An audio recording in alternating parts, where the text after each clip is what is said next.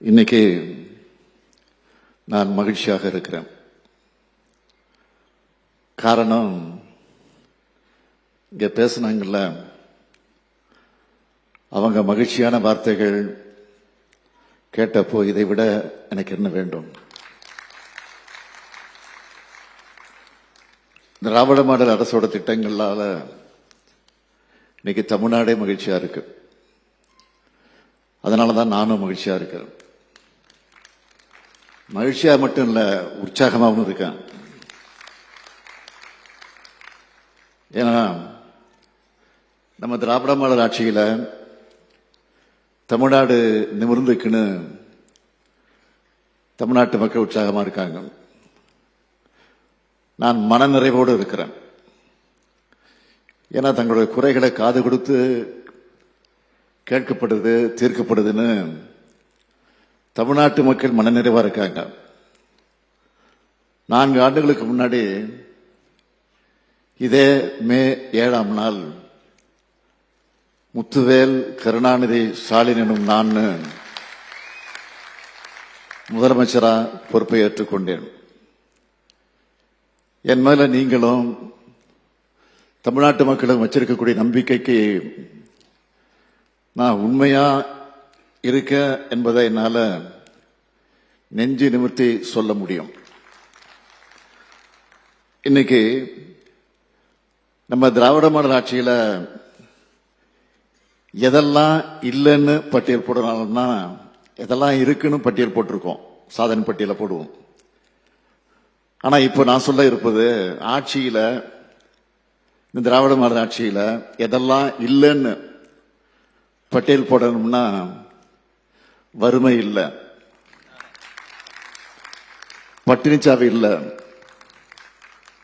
பணவீக்கம் இல்லை, பெரிய சாதி மோதல்கள் இல்லை, மத கலவரங்கள் இல்லை, வன்முறைகள் இல்லை, இப்படி சமூகத்தை பின்னோக்கி தள்ளக்கூடிய தீயவை இல்லை. இல்ல இல்ல இல்ல என்ற சூழ்நிலை தான் இன்னைக்கு நாம உருவாக்கி இருக்கிறோம். நம்ம திராவிட மாடல் அரசோட திட்டங்களால பயனடைஞ்ச பலரோட குரல்களை இங்க எல்லோரும் கேட்டோம். இன்னைக்கு நேரில் கேட்டிருக்கலாம். ஆனா உங்களை மாதிரி பல பேருடைய குரல்களை கடந்த 4 வருஷமா நாள்தோறும் கேட்டுக்கிட்டு தான் இருக்கோம். என்னை பொறுத்த வரைக்கும் நான் ஒரு கையெழுத்து போடுறேன்னா அதுல பலருடைய வாழ்க்கை தரம் உயரணும், ஏழைகளுடைய கண்ணீர் துடைக்கப்படணும், ஒடுக்கப்பட்டவர்களுக்கு நியாயம் கிடைக்கணும், சமத்துவத்தை நோக்கி இந்த சமூகம் முன்னேறணும், சமூக நீதி நிலைநாட்டப்படணும். இதைத்தான் என்னுடைய வாழ்க்கையின் பயனா நான் நினைக்கிறேன். இந்த ஆட்சி அமையும் போது இதுக்கு நாம் கொடுத்த பெயர் என்ன தெரியுமா? விடியல் ஆட்சி. ஏன்னா 10 ஆண்டு காலமா படுபாதாளத்துக்கு தள்ளப்பட்டு தன்மானம் இல்லாத கூட்டத்தால தரையில ஊர்ந்து கிடந்த தமிழ்நாட்டை தட்டி எழுப்பி தமிழ்நாட்டுக்கும் தமிழருக்கும் விடியலை கொடுக்கணும்னு உறுதியேற்று அதுக்கு விடியல் ஆட்சின்னு பெயரிட்டோம்.